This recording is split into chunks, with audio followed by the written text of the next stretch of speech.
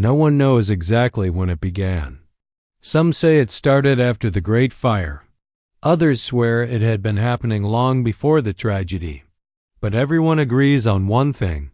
In that abandoned town deep in the old frontier, there is a specific night, always the same night, when windows glow again, doors creak open on their own, and footsteps echo across dust-covered streets.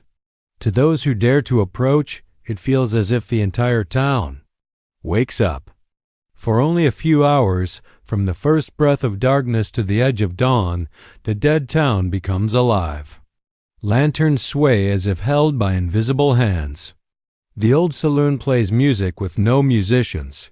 Silhouettes run, argue, whisper, but vanish the moment anyone tries to get close.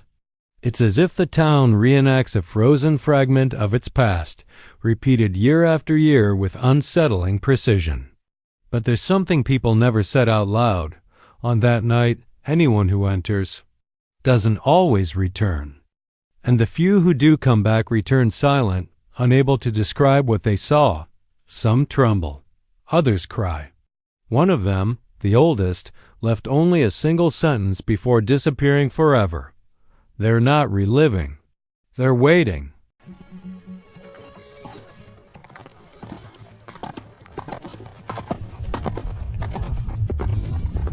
The town is called Fairhollow, a small settlement that thrived during the gold rush and died just as quickly when the mineral veins dried up. At its peak, Fairhollow held nearly 500 people. Miners, merchants, entire families chasing a stroke of luck on the western frontier. But in 1891, a devastating fire, whose cause was never explained, consumed nearly everything. Records from the time mention an impossible night, when the sky remained red for hours and the flames seemed to move against the wind. After the tragedy, the survivors abandoned the place. For decades, Fairhollow remained just another ghost town lost on the map. Strangely, no historical, archaeological, or government organization ever showed interest in restoring it. Documents vanished, accounts contradicted each other, and any attempt to investigate was halted with the same vague justification. Unstable area. It wasn't until 1953 that something drew attention again. A truck driver passing through the northern road claimed to see lights inside the town. On the same day of the fire, exactly 62 years later. The story would have died there if other truckers hadn't reported the exact same phenomenon in the following years, always on the same day, always at the same hour. Lights appearing inside houses with no electricity. Laughter echoing from the old dance hall. Silhouettes crossing the street as if nothing had happened. When called, the authorities insisted it was a nighttime illusion caused by desert atmosphere. But the locals never bought that explanation. There was something too strange about repeating the same collective hallucination for more than half a century, until a group of thrill-seekers decided to enter Fairhollow on that specific night. Only 2 returned and both refused to talk. One left behind a half-burned journal with a single readable sentence. They don't know they died. The event that reignited interest in Fairhollow occurred in 1978, when an independent historian named Elias Navarro decided to investigate the reports on his own. He was not known for sensationalism. His work was methodical, disciplined, respected. When Elias reached the region, he faced resistance from nearby residents who tried to discourage him with stories of disappearances, strange behavior, and a presence that roamed the valley during the yearly night. Elias wasn't intimidated. In his journal, the only complete document recovered from his investigation, he wrote a curious sentence: "If there is a pattern, there is an origin." Patterns don't happen by accident. On the night of the phenomenon, Elias positioned himself on the eastern hill where he could see the entire dead town. At exactly 10:14 p.m., something began to happen. A faint glow flickered inside the old sheriff's office. Then another light in the mansion beside it. And then, almost in synchronization, the entire main street seemed to wake up. Elias described the lights as having a breathing rhythm, pulsing softly. There were no power lines, no generators, absolutely nothing that could explain it. Then he saw something, the detail that turned his investigation into tragedy. The saloon door swung as if someone had just walked through it. Shadow after shadow moved inside, performing repeated motions, synchronized, reminiscent of daily routines. Interrupted for over 80 years. Elias descended the hill, overtaken by a strange sensation. Not fear, something deeper, more primal. The sense that this wasn't simply a phenomenon, it was a cycle. As he entered the town, he heard voices. Entire conversations echoing off burned walls. Laughter. The clink of glasses. And then, complete silence. It was at that moment that Elias wrote his final note. They stopped. They know I'm here.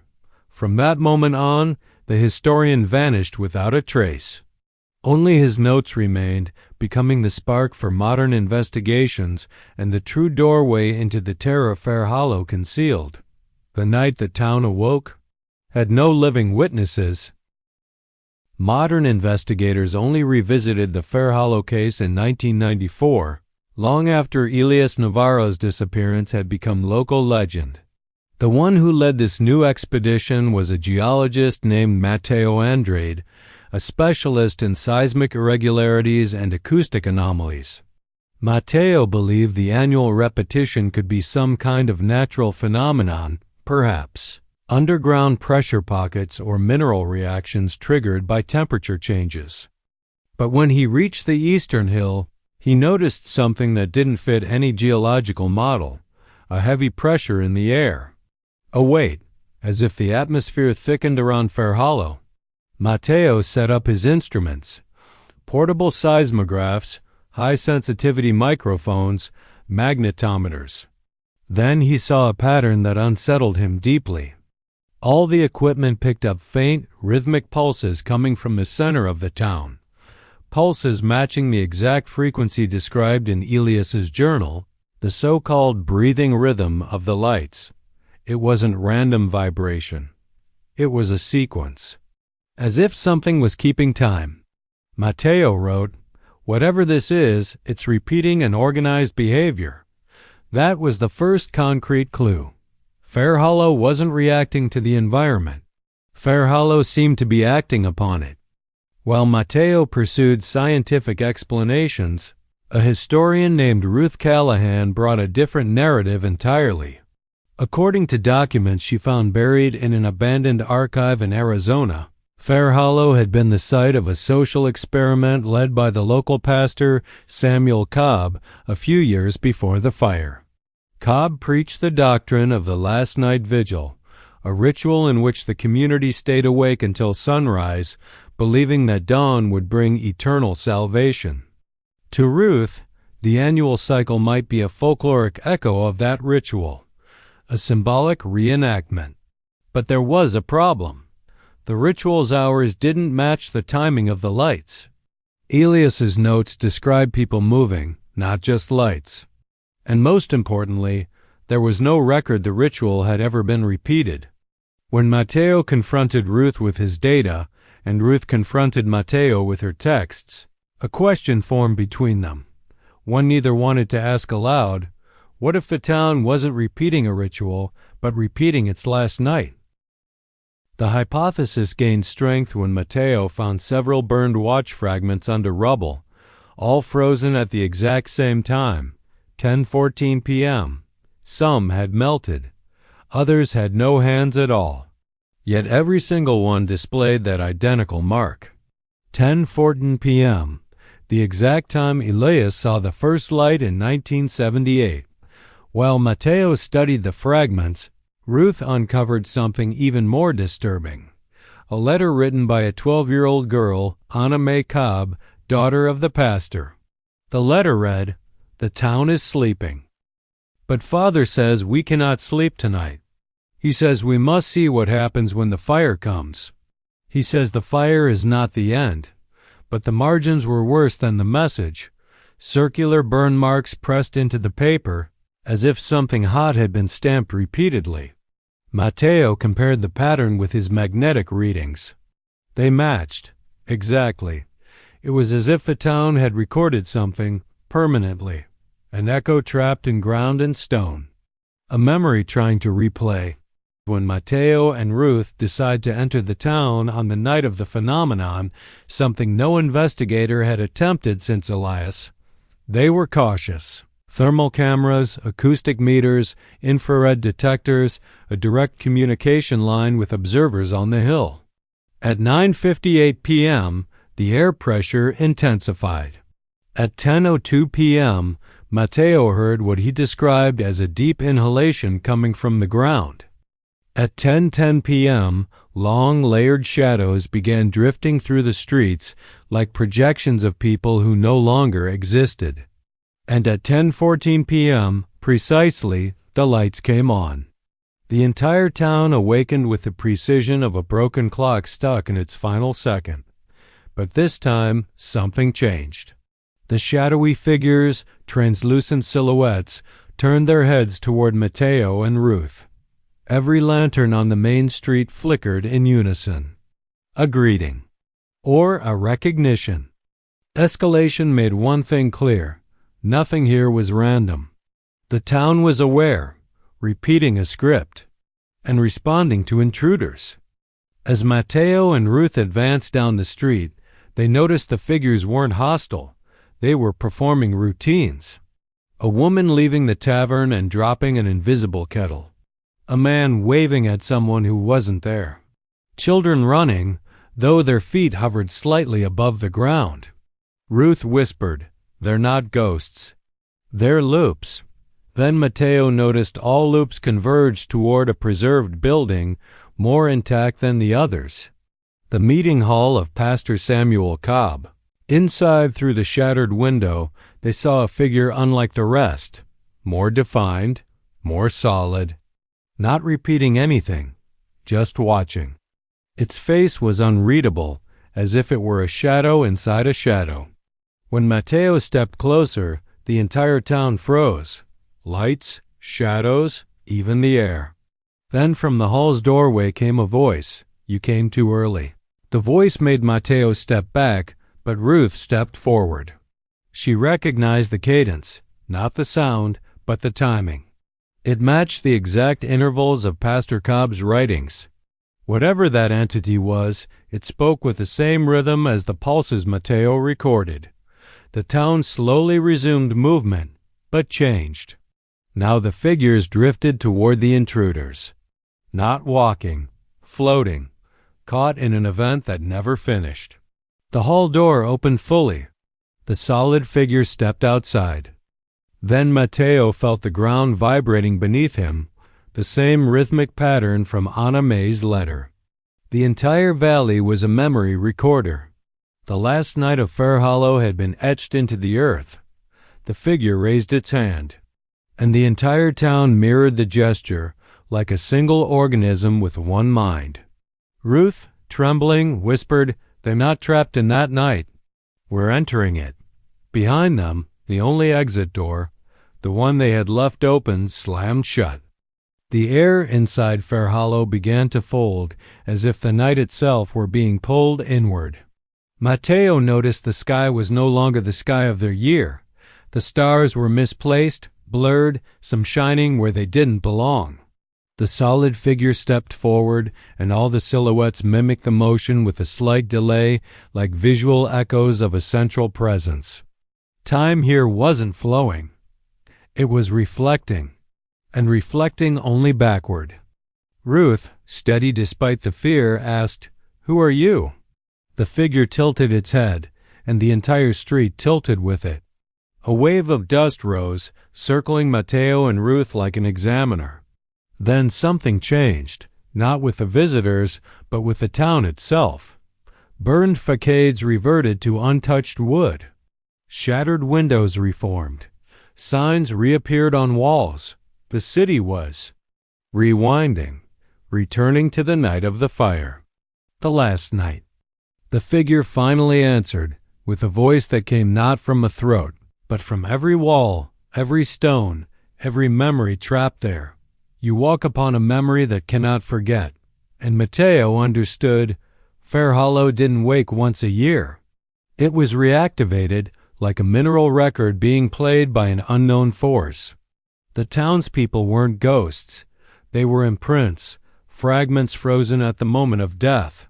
And the solid figure was the convergence of those imprints. A consciousness shaped by collective trauma, using the entire town as its body. The shadows, now fully visible, encircled the two researchers.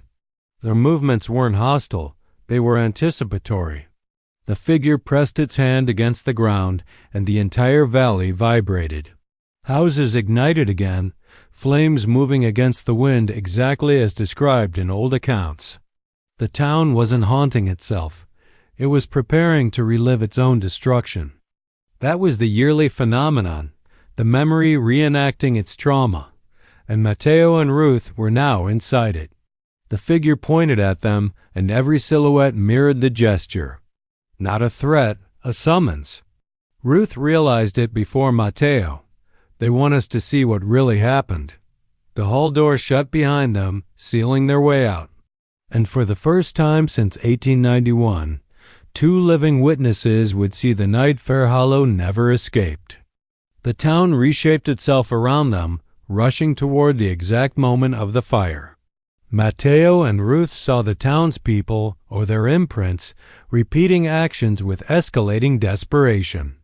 People running with buckets, children carried in panicked arms, screams echoing as if freshly born. But there was something no historical record ever mentioned. Many silhouettes pointed not at the flames, but at the sky. Ruth looked up and saw a reddish light rising beyond the hills, growing like a displaced sun, burning the air before even touching the ground. The solid figure walked to the center of the street, assuming the exact posture found in a lost photograph from 1891. It raised its arms, and every shadow imitated the motion. Matteo realized, trembling, that they weren't just witnessing history. They were witnessing how history remembered itself. Fairhollow wasn't a trapped memory. It was a memory actively maintaining itself, repairing its own trauma each year. The town had become a self-preserving organism of recollection, reassembling its destruction to keep its identity intact. When the red light finally merged with the fire, Matteo felt the town reaching for them emotionally, waves of sorrow, fear, and helplessness washing through their minds. Ruth understood first. Fairhollow was trying to imprint their emotions into the memory, absorbing them as new layers. This explained the disappearances over the decades. Those who never returned weren't killed, they were archived. As the firestorm descended upon the main street, the solid figure turned to them and said calmly, "See, and carry it. Someone must remember for us." Then the image fractured. The ground buckled. The night ripped open.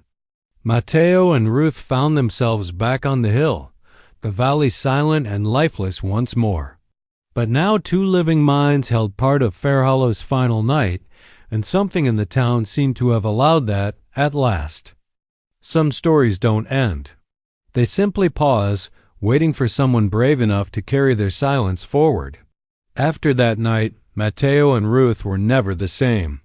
Their notes became fragmented, almost poetic, as if describing something that refused to be fully put into words. They weren't trying to prove anything anymore. They weren't trying to convince anyone. It was as if they understood that Fairhollow needed no witnesses, only carriers. The valley remains there, still, quiet, dead. But once a year, always the same night, some swear they see a faint glow rising behind the hills, brief, weak, like the last breath of a memory refusing to fade. And maybe that is what keeps Fairhollow alive. Not the tragedy, not the fire, not the echoes of that final moment, but the simple fact that someone is still watching, still wondering. Because some towns don't vanish. They wait. for someone willing to listen even when no one is left to speak.